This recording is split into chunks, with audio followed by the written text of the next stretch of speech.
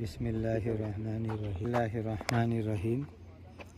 یہ وہ مبارک جگہ ہے جہاں پر سریہ رجیع کا واقعہ پیش آیا۔ اس سلسلے میں دو الگ الگ روایتیں ہیں۔